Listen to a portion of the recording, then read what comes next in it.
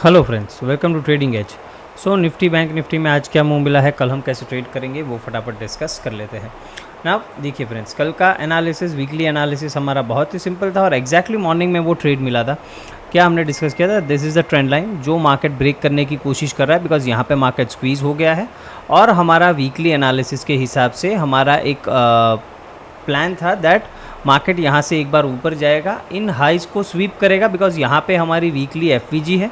Okay, तो इन highs को SVEEP करके फिर यहाँ से अगर रिवर्सल देना है तो देगा, या फिर इससे इधर से ऊपर जाता है देन 25,400 450 तक हम ऊपर जा सकते हैं। ये एक हमारा डिस्कशन था। अभी प्राइस ने एग्जैक्टली वही मूव किया, राइट। मार्केट थोड़ा 50-60 पॉइंट जितना हमने एक्सपेक्ट किया था उतना गैप अप ओपन हुआ, इधर सस्टेन हुआ, ब्रेकआउट मिला। नाउ यहाँ पे टेलीग्राम पे मैंने पहले ही आपको अपडेट, इसको मैं डिलीट करता हूँ, मेरा टारगेट अभी भी ये हाई है। ओके, बट यहाँ पे क्या हुआ, हमने एक अच्छा ब्लास्ट मूव मिला, फिर ये सब होल्ड किया। यहाँ पे हमारा ट्रेलिंग एसएल, ये जो लाइन थी वो हिट हो गया था। ओके, वहाँ से देखो मार्केट ऊपर ही गया है, बट एनीवेज कुछ क्वांटिटी में हमारा यहाँ पे ट्रेल एसएल हिट हुआ है। ओके, इसे हम डिलीट करेंगे अभी सभी चीज़ों को, इन सब चीज़ों की अभी कोई रिक्वायरमेंट है नहीं। तो मॉर्निंग में देखो आपको एक इम्पॉर्टेंट चीज़ बताई थी दैट मार्केट 25,000 के ऊपर सस्टेन करता है एंड फिर 25,040 को ब्रेक करता है, हम बाइंग डेफिनेटली कर सकते हैं, राइट। नाउ देखो मार्केट, मुझे भी सस्टेन होने का मतलब क्या है पहले ये समझो। ओके, सस्टेन का मतलब क्या है, दिक्कत क्या हुई होगी, पहला ये एक दो तीन कैंडल देख के आप लोग बाइंग में एंटर कर गए होंगे, और फिर जब ये नीचे आया और या फिर इस तरीके का यहाँ पे प्राइस एक्शन बना तो आप लोग एग्जिट हो गए होंगे एसएल लेके। सिंपल है मेरी बात। बट मैंने क्लियरली मार्केट प्री ओपन में ही बताया था दैट हम वेट करेंगे कि इसके ऊपर सस्टेन करता है कि नहीं करता। तो सस्टेन का मतलब क्या है, देखो फ्रेंड्स, मुझे भी पता था कि मार्केट 25,000 के ऊपर ओपन हो रहा है, तो यहाँ से अगर वो सीधा ऊपर जा रहा है उसका मतलब ये नहीं है कि ये सस्टेन कर गया। ओके, दो तरीके से आप देख सकते हो। देखो, एक तो क्लियर कट मीनिंग सस्टेन का क्या होता है कि मैंने बोला 25,000 के ऊपर सस्टेन हो जाए, मतलब प्राइस इधर 25,000 के ऊपर सस्टेन कर रहा है, तो आप बोलोगे जी हाँ सस्टेन कर रहा है, यहाँ से हम ऊपर का ही ट्रेड लेंगे, राइट। और दूसरा मीनिंग क्या होता है दैट मैं एक बार देखना चाहता हूँ, अगर मैंने बोला कि 25,000 के ऊपर सस्टेन होना चाहिए, मतलब इसका मतलब क्या है, मुझे चाहिए कि बायर्स मुझे पहले अपनी स्ट्रेंथ दिखाए। ठीक है, क्या चाहिए मुझे कि बायर्स में स्ट्रेंथ है कि नहीं वो मुझे समझ में आना चाहिए पहले चार्ट देख के, तभी मैं बाइंग में घुसूंगा। ओके, जो पहला वाला तरीका है कि 25,000 के ऊपर टिक रहा है, मुझे दिख रहा है तो मैं वहीं पे ट्रेड ले लूँ, इस तरीके से मैं ट्रेड नहीं करता। ओके, ऑलवेज़ मैं क्या बोलता हूँ कि किसी को यहाँ पे ट्रैप होने दो, पहले एक बार दिखाने दो कि बायर्स में स्ट्रेंथ है, तब हम एंटर करेंगे। हमने एंट्री कहाँ पे की थी, इस कैंडल पे ना, क्यों वहाँ पे एंट्री करी थी, क्यों हमने यहाँ पे एंट्री नहीं करी, यहाँ पे पहले ही एंटर नहीं कर लिया। देखो सिंपल है दैट ये 25,000 के ऊपर तो था डेफिनेटली, बट मुझे क्या चाहिए, मेरे लिए सस्टेन का मीनिंग ये है कि एक बार सेलर्स आए और उन सेलर्स को जो बायर्स हैं वो बीट करे, ठीक है, उनको ट्रैप करे, उसके बाद अगर कोई मूव बनता है तो मैं कैच करना चाहूँगा, तो हमें इस तरीके के ट्रेड्स मिलते हैं। ज़्यादातर टाइम्स हमें इस तरीके के ट्रेड्स मिल जाते हैं। ठीक है, ये सीधा 3-4 मिनट में हमें 70-80 पॉइंट इसने आराम से हमें दे दिए थे इन द मनी। अगर आपने ट्रेड किया है 70-80 पॉइंट्स इसने एक धड़ाके में हमको दे दिया था, राइट, इन 3-4 मिनट्स। तो यहाँ पे सिंपल था, देखो ये इस तरीके का प्राइस एक्शन बन रहा था, मुझे समझ में आ रहा था। बैंक निफ्टी भी डे हाई पे ट्रेड कर रहा था, वो नीचे नहीं आ रहा था, तो सिंपल सा था। अगर ये देखो सभी के स्टॉप लॉस कहाँ पे होंगे, जिन्होंने सेल किया होगा। ओके, यहाँ पे और यहाँ पे, ये दोनों जगह पे स्टॉप लॉस होंगे। तो मेरा सिंपल सा इसी कैंडल के ऊपर हमने एंट्री बनाई थी। ओके, ये जो बड़ी माराबुजू जो रेड कैंडल दिख रही है उसके ऊपर, बिकॉज मुझे सिंपल पता था कि अगर यहाँ से प्राइस ऊपर जाएगा तो ये जो सेलर्स हैं वो ट्रैप होते हुए दिखेंगे। ओके, और जैसे ही इसके ऊपर निकलेगा फिर तो सभी के एसएल हिट होंगे, तो एक ब्लास्ट मूव आने की पॉसिबिलिटी है। तो इसीलिए मैंने यहाँ पे पहले 5 मिनट में ट्रेड ना करते हुए चार्ट को डेवलप होने दिया, फिर यहाँ पे कहीं पे ट्रेड किया। ओके, तो ऑलवेज़ मॉर्निंग ट्रेड अगर करना है तो इस तरीके से आप कर सकते हो मॉर्निंग ट्रेड। ओके, अगर इस पर पूरा वीडियो चाहिए तो मुझे ज़रूर बताना, मैं पूरा मॉर्निंग में आप किस तरीके से ट्रेड करते हो उसके ऊपर एक वीडियो अलग से बना दूंगा, राइट ना। देखो ये डेली चार्ट हम देख रहे हैं, सिंपली यही डिस्कस हमने किया था दैट इधर तक एक बार प्राइस पुल बैक करना चाहिए, फिर ये नीचे आए या फिर ऊपर कंटिन्यू करे, that will be seen when price reaches there. Okay, तो अभी यहाँ तक पहुँचा नहीं है, देखेंगे। कल भी मेरा यही एनालिसिस है दैट अभी देखो मार्केट में 25,070 से लेके 25,100 एक इमीडिएट सपोर्ट है, और बाकी 25,000 का तो नीचे सपोर्ट है ही है। ये एक इमीडिएट सपोर्ट है मार्केट के लिए।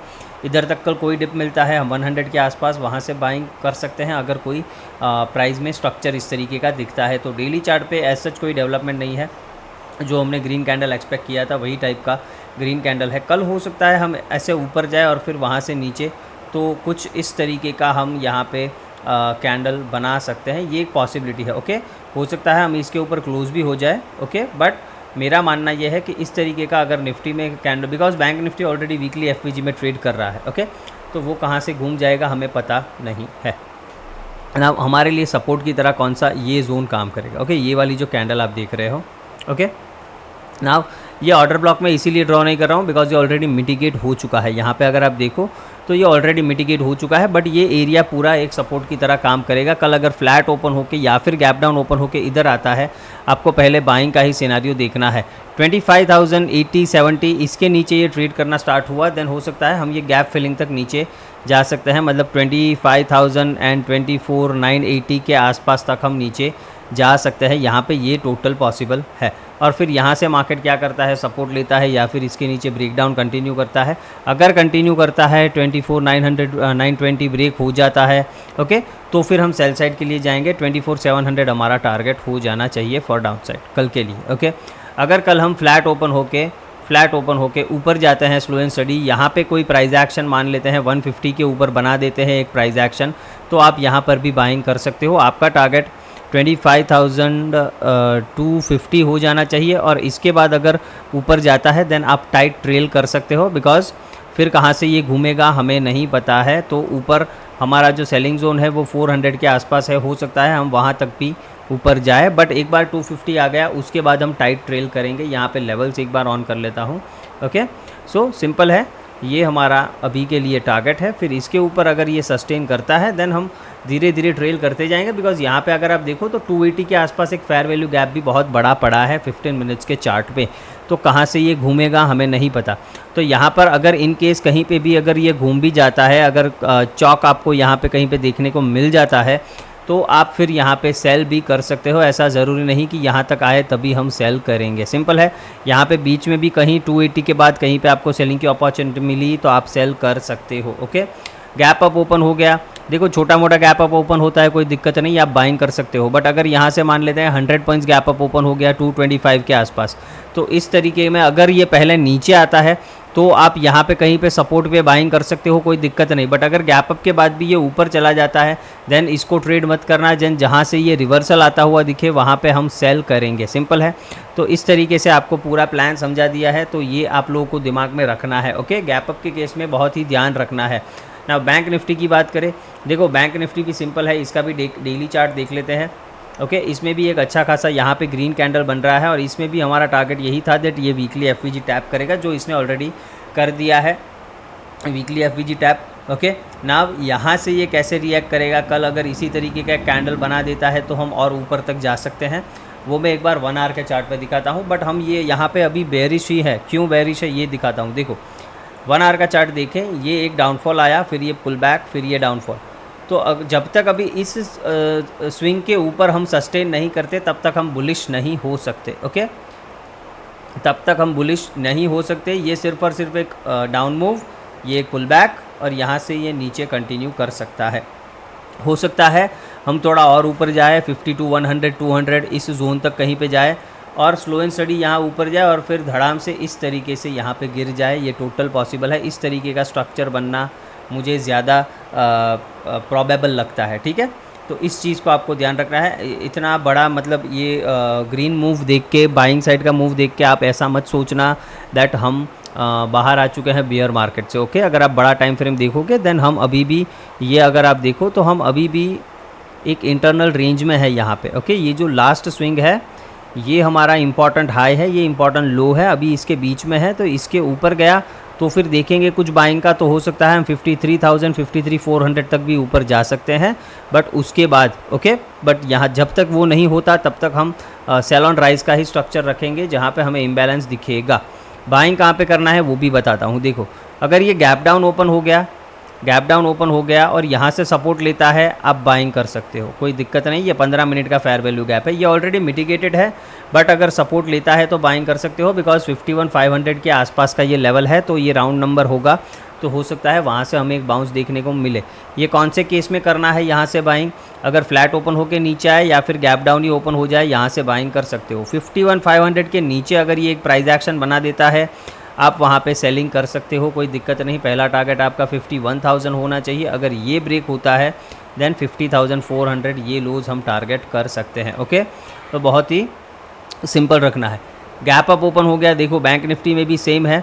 गैप अप के केस में ट्रेड मत करना, बिकॉज यहाँ बहुत ही ये नज़दीक है अपने एक 52,000 के लेवल से भी ये बहुत नज़दीक है, और दूसरा हमारा सेलिंग जोन है उससे भी बहुत नज़दीक है। ओके, तो फ्लैट ओपन होके ऊपर जाए स्लो एंड स्टडी आप छोटा सा एक बाइंग ट्रेड ले सकते हो, बट अगर गैप अप ओपन हो गया तो बाइंग मत करना, इधर से कहीं से रिवर्सल ही देखने की कोशिश करेंगे। सिंपल है मेरी बात।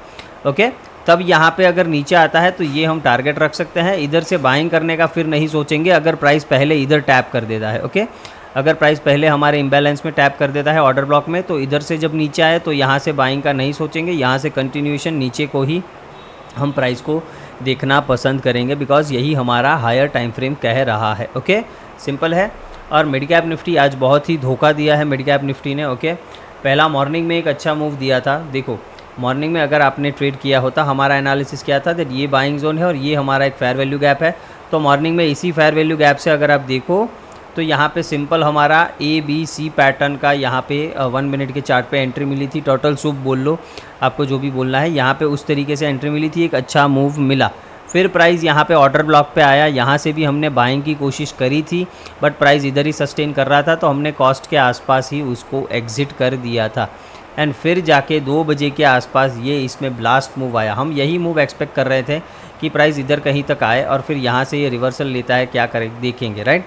बट मार्केट ने ये थोड़ा हमें आज परेशान किया है मिड कैप्स ने।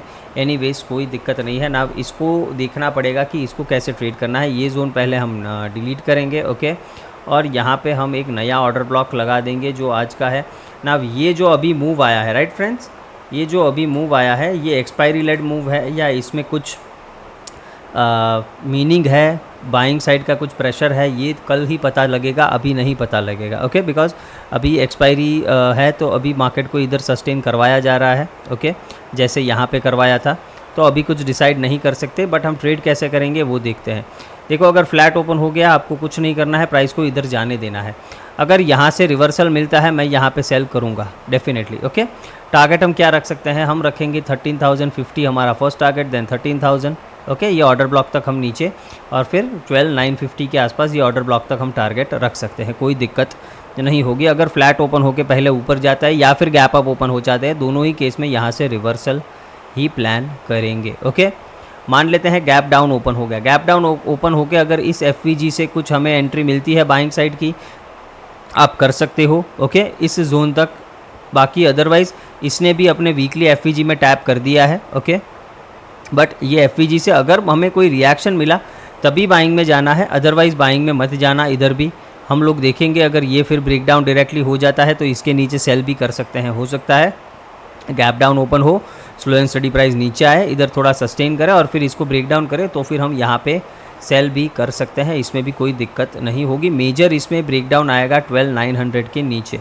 ओके, मेजर ब्रेकडाउन इसके नीचे ही आता हुआ मुझे दिख रहा है फॉर नाउ, तो अभी इसको ध्यान से ट्रेड करना है। फ्लैट ओपन होके ऊपर जाए, गैप अप, इस केस में रिवर्सल ही देखेंगे।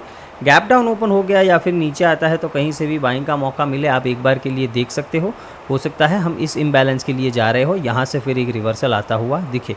हो सकता है कल एक और दिन हमें मार्केट में ग्रीन डे देखने को मिले, हो सकता है कल एक और दिन हम ऊपर जाते हुए दिखे, specially in the first half. Second half में हो सकता है हमें एक रिवर्सल देखें, तो ये टोटली पॉसिबल है। तो कल दोनों चीज़ के लिए रेडी रहना, अगर फर्स्ट हाफ में मार्केट ऊपर जाता है। ओके, फर्स्ट हाफ में अगर ऊपर चला गया देन रेडी रहना, प्रिपेयर रहना सेकंड हाफ में रिवर्सल ट्रेड करने के लिए, तीनों ही इंडाइसिस में, बिकॉज ये अभी इतने क्रिटिकल जगह पे है चार्ट पे कि यहाँ से अगर रिवर्सल आना है तो यहाँ से आ जाएगा। अगर मतलब ऊपर से कल अगर ऊपर गया तो वो जगह क्रिटिकल होगी, तो वहाँ से डेफिनेटली रिवर्सल आना होगा तो आ जाएगा। ओके, तो होप आपको ये एनालिसिस पसंद आया है। वीडियो को लाइक शेयर एंड सब्सक्राइब ज़रूर करना है friends. Thank you very much.